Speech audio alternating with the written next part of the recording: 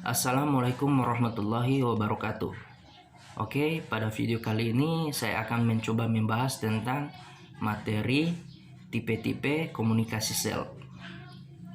Sebelum kita masuk pada tipe-tipe komunikasi sel, kita harus mengetahui bahwa komunikasi sel itu seperti apa sih?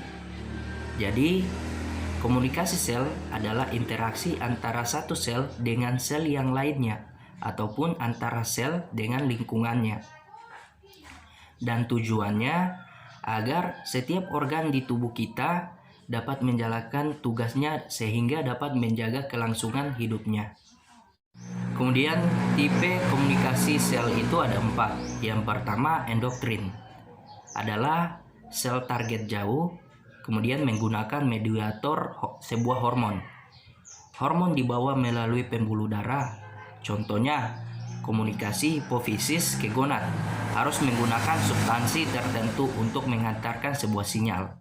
Kemudian yang kedua adalah parakrin, adalah mediator lokal yang mempengaruhi sel target tetangga. Kemudian dirusak oleh suatu enzim ekstraseluler atau diimobilisasi oleh ekstraseluler matriks. Contohnya sel folikel yang menghasilkan estrogen dan hanya diketahui oleh sel folikel saja. Kemudian yang ketiga autokrin, adalah sel responsif terhadap substansi yang dihasilkan oleh sel itu sendiri. Contohnya komunikasi yang terjadi ketika pertukaran ion pada sel dalam jaringan. Kemudian yang keempat sinaptik, penyampaian sinyal yang dilakukan dengan cara protein dari suatu sel berikatan langsung dengan protein lain pada sel lain. Kemudian metode penyampaian sebuah sinyal itu ada 4. Yang pertama komunikasi langsung, yaitu komunikasi antar sel yang sangat berdekatan karena mentransfer sebuah sinyal listrik atau ion-ion. Kemudian yang kedua komunikasi lokal, adalah komunikasi yang terjadi melalui zat kimia yang dilepaskan ke cairan ekstrasel yang berdekatan ataupun kepada sel-sel yang berada jauh letaknya.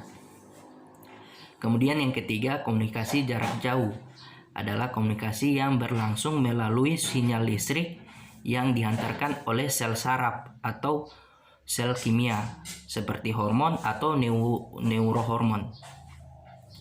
Dan yang keempat yaitu dengan membentuk gap junction sehingga terjadi hubungan sitoplasma dari kedua sel yang berkomunikasi tersebut. Dan komunikasi sel itu dibagi menjadi 3 tahap, yaitu penerimaan, transduksi, dan respon.